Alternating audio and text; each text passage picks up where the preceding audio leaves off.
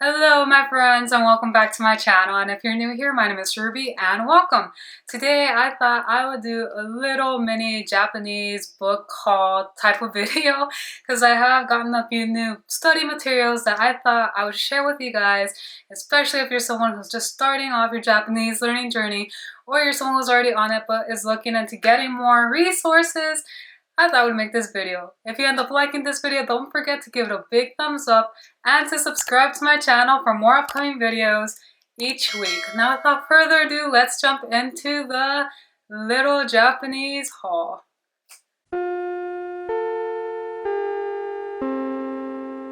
Okay, you guys, so let's start off with the first book. And by the way, before anything, just so you guys know, everything that I will be showing you guys today will be linked right below.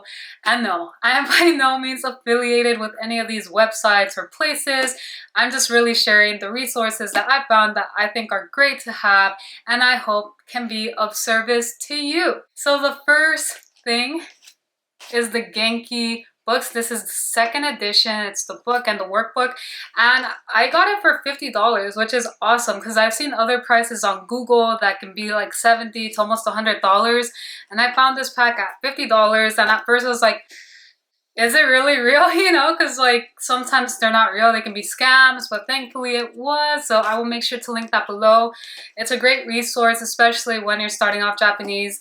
A lot of people tend to recommend this book as a great guide for beginners. So yes, and this book actually tends to cover the material that's used in the N5 exam, which is the JLPT N5, which is considered the lowest level. And I'm saying that because when I first started, I thought N5 was the highest level, advanced, and N1 was for beginners. So when I was looking into books, I was so close into getting an N1 book, but thankfully I didn't.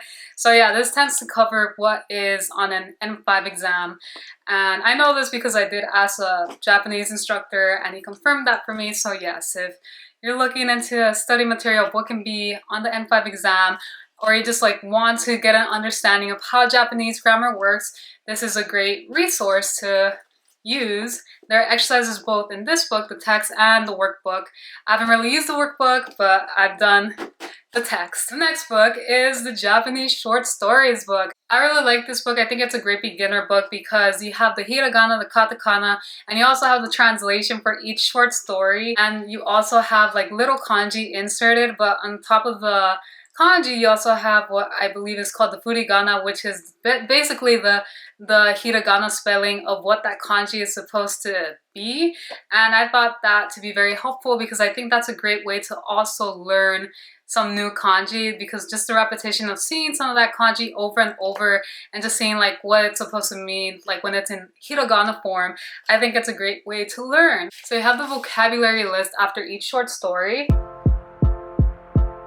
And you also have the story when it begins, when it's just written in Japanese. And after that, the next page, once you're done with the short story, there's the English translation broken down into from each sentence, as you can see right here.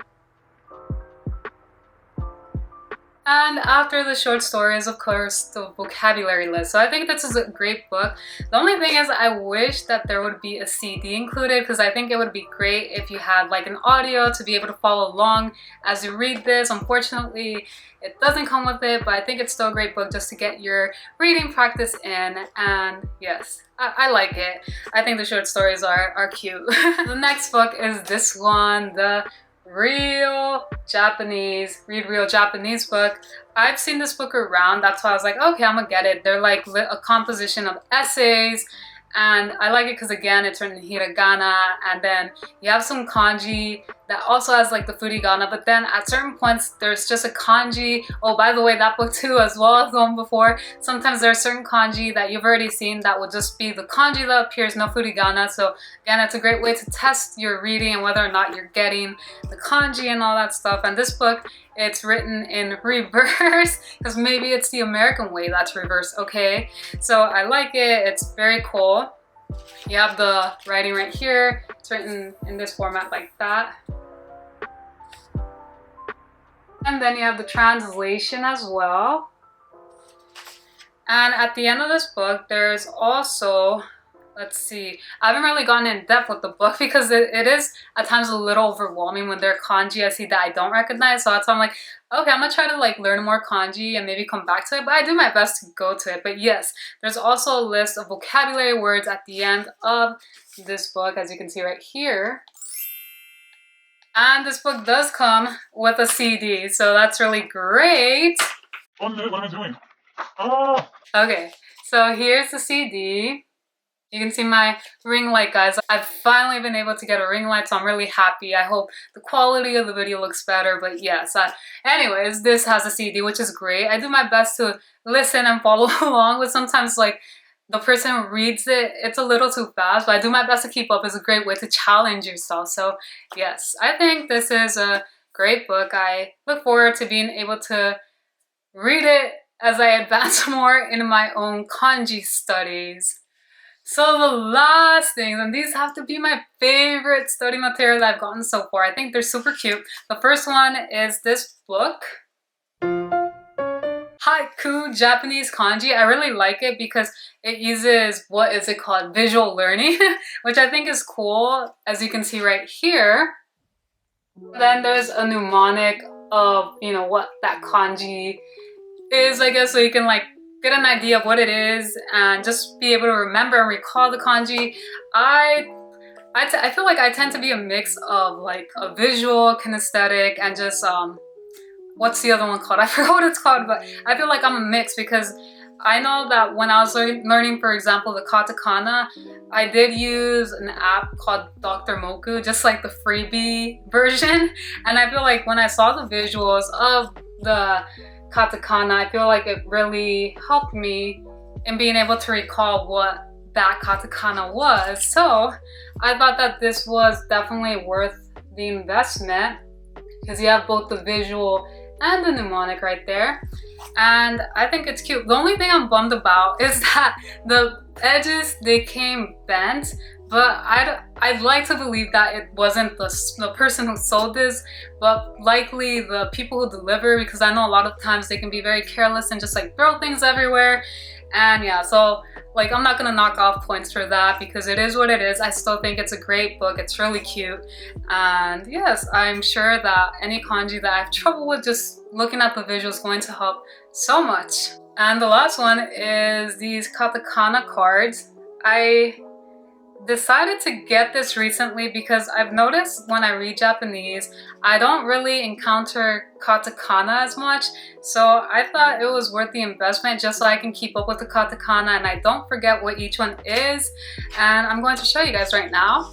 Okay, so this one obviously, it's A, you got the little ice cream right here.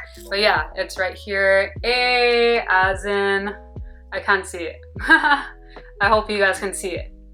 But yeah, I like it. I think it's cute. It's a great way for me to just, you know, remember what each katakana is, because I remember a lot of them, but at times there are certain ones that kind of look similar and I tend to mix them up or forget them. So I thought, okay, let's definitely invest in this little flashcard set. And they also have it for the hiragana, but again, because I read a lot of hiragana, I don't think I need those because I feel like that's pretty good with me right now.